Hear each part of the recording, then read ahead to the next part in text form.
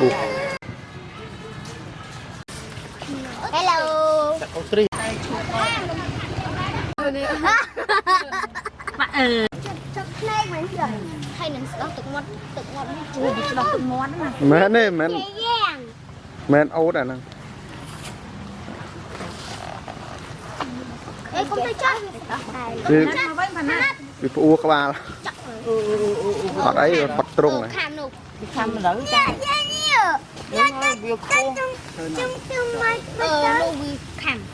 Bác Bạc. Đây bạc à.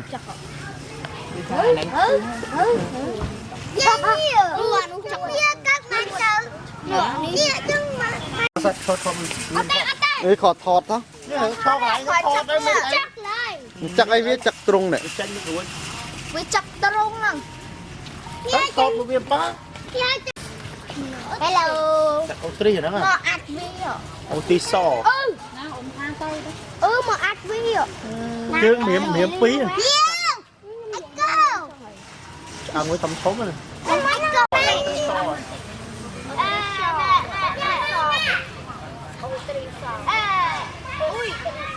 Hay chồng quá.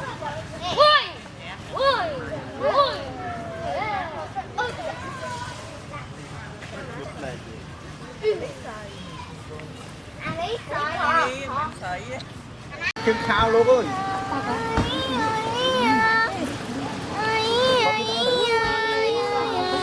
Mà hồng quý á bạn mình chẳng. Ông ấy nó tập đi nè nó. Bay mà. Tặng chi mà. Không thôi chứ. Không Ăn to một tay mà. Nhân rừng mua mi sao ngộ ngọ. Đơn giấy than giấy ta câu nó. Bơ tôn chẳng là hồ nghĩa chung nghĩa tập này. Thổ hẳn ăn coi ta chung coi ta tập này rồi.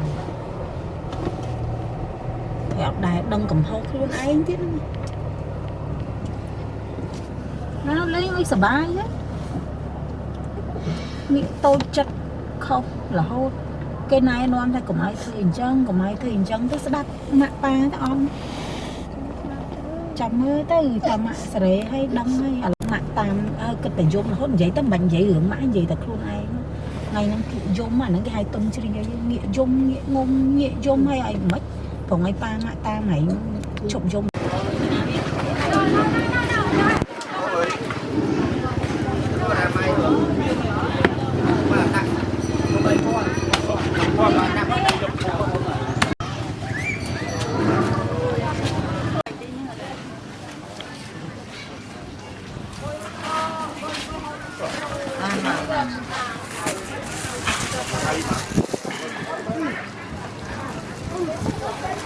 Hãy xông hãy xe ăn tí tới hãy đi từ sắp đi xông tới Để 2 miếng đọc phi à.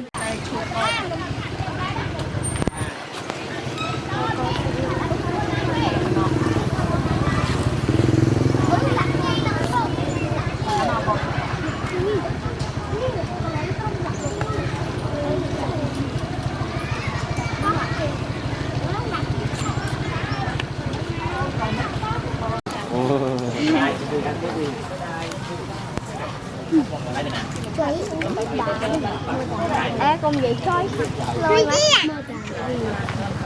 Ơi. Ủa mà năm kia hay bạch tao đây, năm kia sao cái bao trơn đấy. Mama. Thôi được uống đàn tinh tôi giờ nó cào. Bị dốt cái tay chân anh nhé, sang lớn thì không gì. Nó không gì. Dục lắc đây cái này. Nặng đó bảo. Dục lắc đây cái này không? Nó dương bảo cô tay đóng tao còn mang kia muốn mà mình được cùng mấy dân chịu bốn và nó này. Cái kia cũng mang.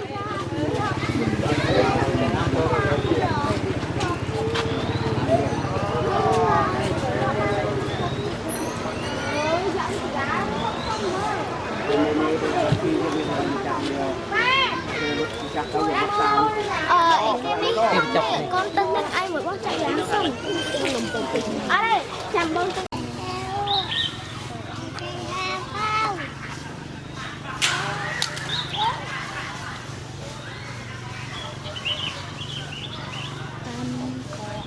bảo đó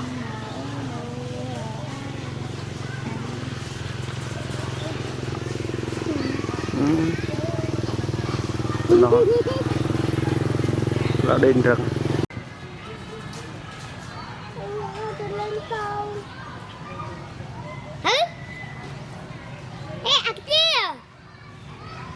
tôi một con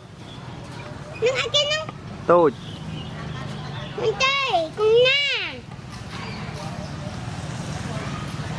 heo rồi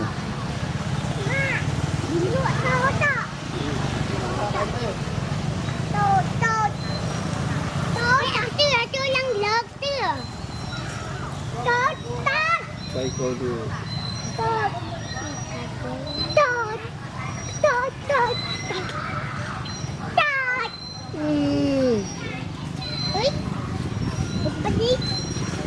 rồi cá đáy thiệt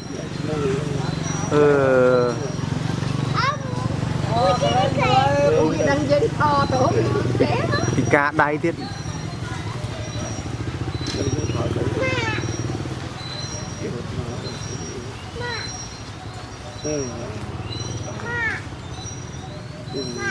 lưu tầm mắt sao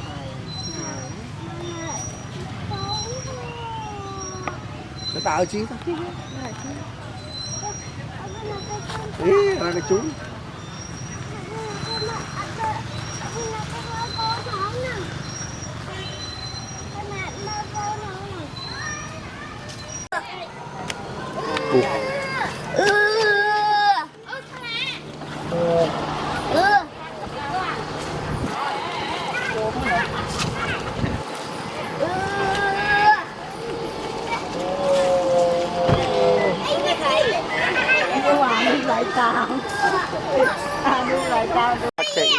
miên chè à?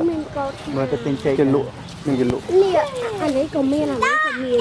Không biết ai cụt cồn gì, lúc cụt cồn gì. Dạ, bố ấy bên đi. Ba. Do chè thòng nhập cái nó tôi. Tôi cầm là nó ôm má tôi. Cầm ráp.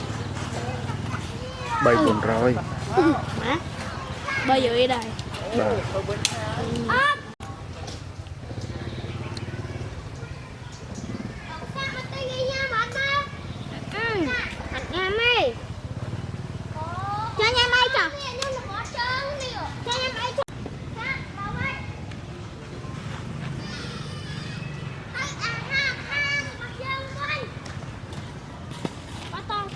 Đó ba thọt tao còn mà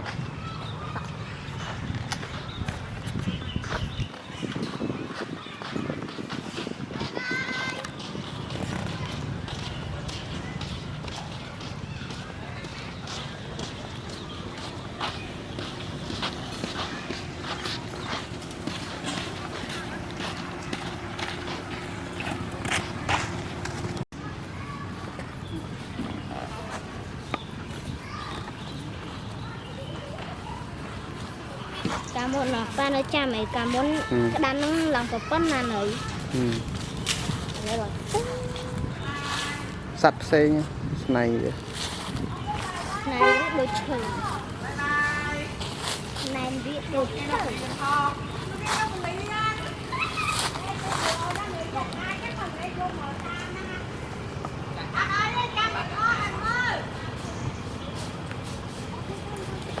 chụp nghe đâu phải liền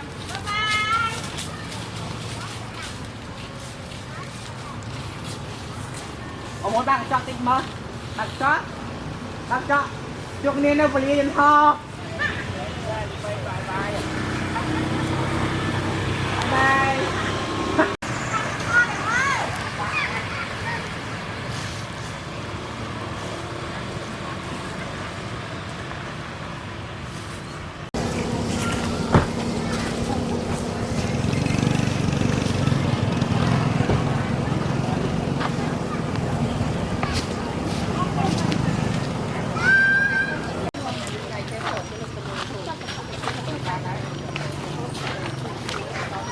Dạ vâng ạ.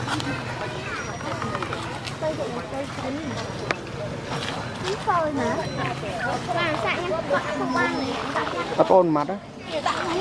nhâm sớm chọc pu ừ bạn đây bạn ao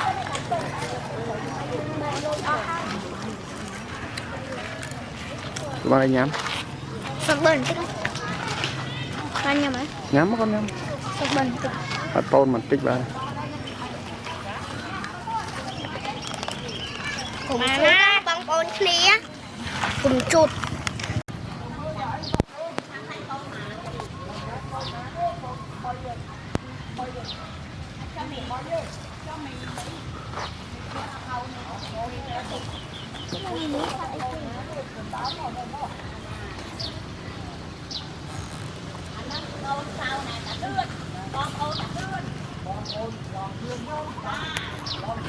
tao vâng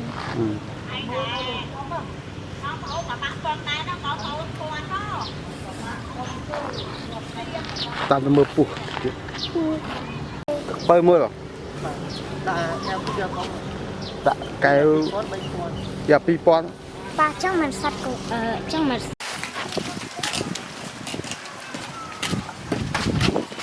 khơi sạch ở rồi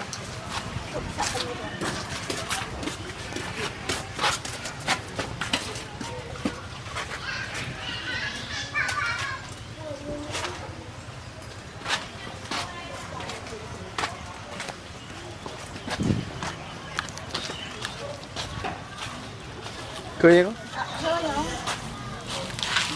bỏ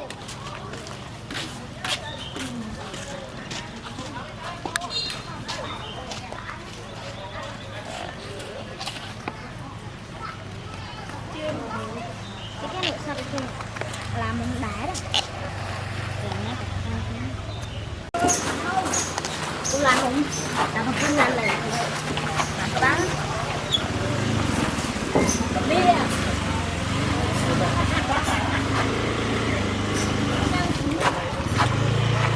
cười còn khơi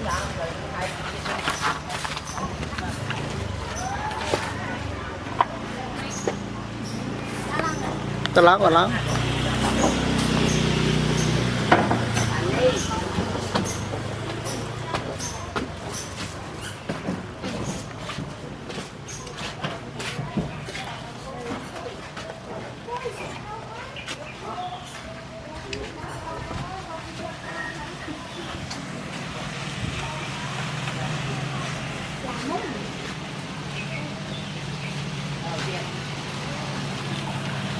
vừa lao mình không nước ba lao mình cố cũng mấy cái này nu ré hay nào nu vế hay nào cây là cây ở đấy ngái à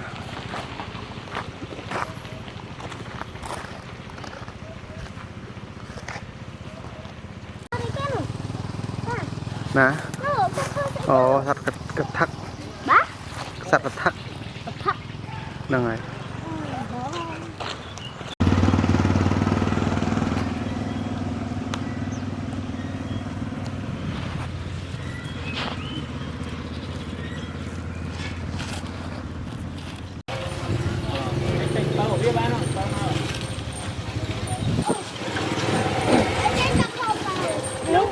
bọt biết bọt biết thế nào chỗ à tắc luôn này tắc qua ba biết không thành bọc một đầy với chị nhồi nè kem một khỉa nó đây cái lái như tiệt nó cái lái nhỏ uống kem một khỉa nó âm này bạn nó kìa bạn nó kìa bạn làm thế trên bao bị tám chờ ngoan đâu không ngon con đã sai nhưng trong nó tôi chơi trong mà sẽ đăng với chỗ bên cái nào cười nhá